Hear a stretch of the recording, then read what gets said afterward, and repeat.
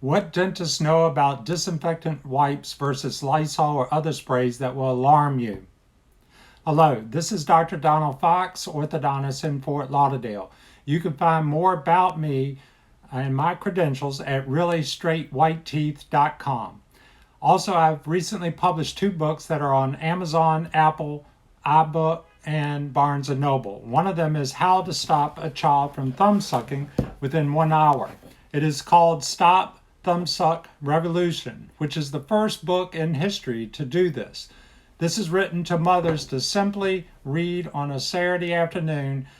The other book is a super easy keto diet, which is called the Fort Lauderdale Beach Diet, where people lose up to 4 to 5 pounds per week without being hungry and just eating regular foods. Let's jump into the controversy of what you should know about the difference between disinfectant wipes or Lysol sprays. But before that, you need to realize that you need to wash your hands after you use wipes or sprays.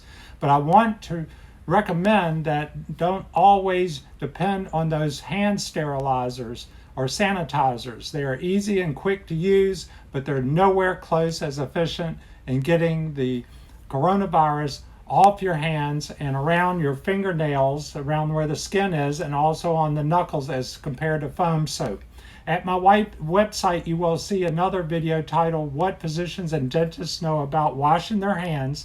The biggest shock that I will give you right now is that disinfectant wipes, as seen here, and they are made by different companies like Lysol and Clorox, that most of them are not wet enough to clean the surface. And a lot of times you're just pushing the dirt and the bacteria and the viruses around on that surface in the kitchen or wherever you use them and not totally getting them removed. The first object is to kill the coronavirus, and the best way to do that is with a spray. In dental offices, we know that a spray has to be wet and stay wet for at least 10 minutes for it to effectively kill all bacteria and all viruses. The biggest mistake I see people doing in medical and dental offices or in their homes is to spray and then wipe it all dry, and you didn't get a chance to kill the viruses. Alarmingly, I always am shocked when I go to restaurants, and you see this all the time also. They clean a table with the same rag they clean all the other tables with, and then you hope the disinfectant they're using is a good quality. But they don't let it sit there for 10 minutes, as they don't have time to. They got to get somebody else in the table there and serve them their meal, lunch or dinner. There are some very expensive disinfectants they could buy, and those would only require 2 to 5 minutes, but they don't want to spend the money on them. Alarming. Again, you have to leave the spray on the surface for 10 minutes, and if you're going to use a wipe, the wipe has to be wet enough that it also has the surface look wet for 10 minutes without it drying out. Another way to do this is to spray disinfectant on a paper towel to get it drenched, and it is a lot more effective than using a disinfectant wipe that comes straight out of the plastic container. The last wipes I bought were only half wet and were dry on the surface within probably about 2 to 3 minutes and wasn't wet the whole 10 minutes. Also, do not throw wipes away in the toilet, because that will cause you money, because you're going to have to call a plumber to get him to come out and unclog your pipes.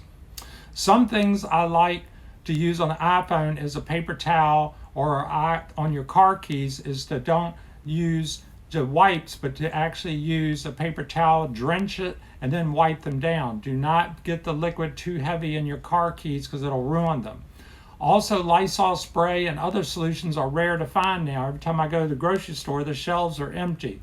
So there is other ways to get around this. Some people don't realize Fantastic Spray does the same thing as Lysol. It kills coronavirus and 99% of all the bacteria. Also, there's a product called Microban, which also kills the coronavirus. And another thing you want to use on computer keyboards is hydrogen peroxide or 3%, or you use rubbing alcohol, 3% hydrogen peroxide, and just wipe that on a towel, then wipe your keyboard. Do not pour the liquid on your keyboard or your mouse, or you'll destroy them. A very good spray to make is 1 part Clorox and 10 parts water, and you just get a bottle like the spray bottle at Home Depot and make your own solution. But it's a lot easier to use, but you got to watch out. Clorox wipes and Clorox spray, it hurts pipes and other types of metal. Again, see more at reallystraightteeth.com. This is Dr. Donald Fox, orthodontist in Fort Lauderdale,